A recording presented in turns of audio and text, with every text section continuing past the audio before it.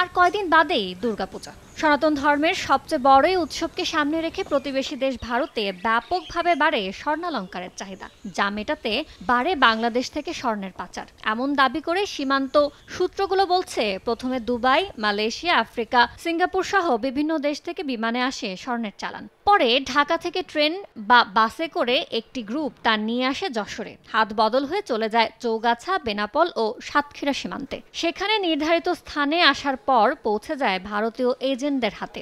একই চক্রের হাতে দেশে ঢুকছে মাদকের চালান।